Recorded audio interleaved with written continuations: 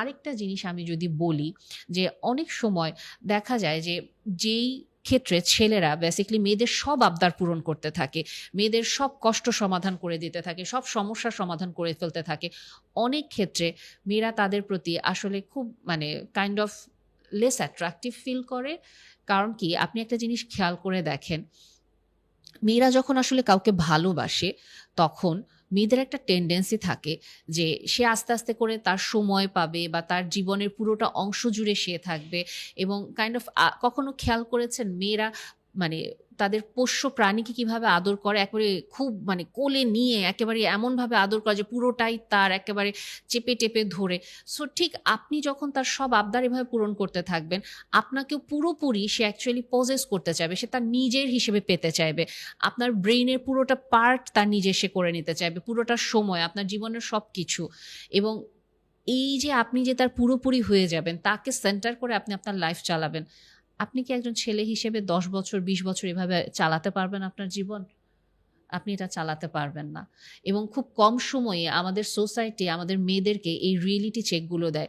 আপনারা যেই মানে সোশ্যাল মিডিয়ার কনটেন্টগুলো দেখবেন, বেশিরভাগ ক্ষেত্রে মেয়েদেরকে বর্তমানে তো এগুলোই শেখানো হচ্ছে যে তোমাকে আস্তে আস্তে করে প্রিন্সেস ট্রিটমেন্ট দেওয়া হবে, do not settle for less, তোমার জন্য এরকম একজন প্রিন্স চার্মিং আসবে বা তোমার জন্য একটা পারফেক্ট ম্যান আসবে, তোমার লাইফটা অনেক বেশি সেটেল থাকবে বা তুমি কোনো প্রবলেমে ফেস করবা না।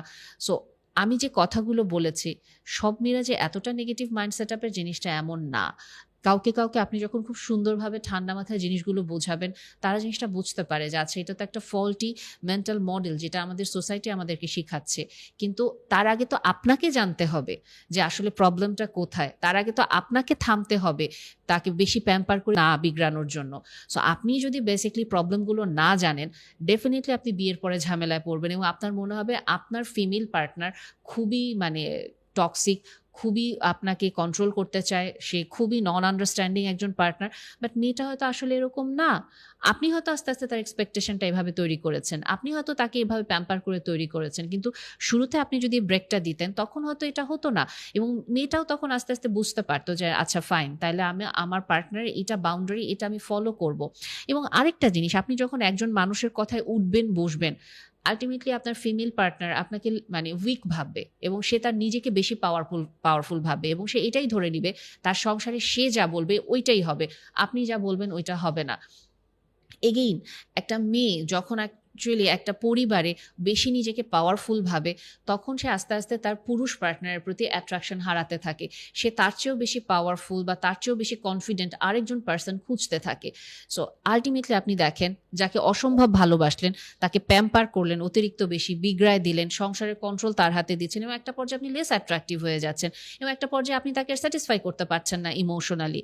সো আপনি ভালোবেসে যে কাজগুলো করছেন ওটা তো আপনার জন্য ব্যাকফায়ার করছে। সো আপনাকে অবশ্যই একটা ফ্যামিলিতে যখন আপনি লিডারশিপ রোলটাতে যাবেন, পজিটিভ একটা রোলে আসতে হবে। আপনাকে আপনার ফ্রেমটাকে নিজেকে তৈরি করতে হবে এবং আপনার ফ্রেমটা আপনি যখন নিজে তৈরি করবেন, হেলদি কিছু জায়গাতে আপনি না বলবেন, কিছু জায়গায় আপনি ডিসএগ্রিমেন্ট আনছেন এবং আপনি আপনার ফিমেল পার্টনারের ডিসএগ্রিমেন্ট খুব সুন্দরভাবে অ্যাকসেপ্ট করছেন, সম্পর্কটা তো তখনই ফ্লারিশ করবে যখন আপনি তাকে তার সমস্যা তাকে সলভ করতে দিচ্ছেন, আপনার সমস্যা আপনি সলভ করছেন, বাট দুইজন একটা টিম হিসেবে, পার্টনার হিসেবে একে অপরকে সাপোর্ট দিচ্ছেন, একে অপরের পাশে থাকছেন, সম্পর্কটা তখন ফ্লারিশ করবে। এই যে পয়েন্ট দুটা করে দিলাম যে ছেলেরা বেসিক্যালি এই জায়গাটাতে শুরুতেই ভুল করে, আশা করি এই ভুলটা একটু হলেও আপনারা চিন্তা করবেন এবং এখান থেকে বের হয়ে আসতে পারবেন।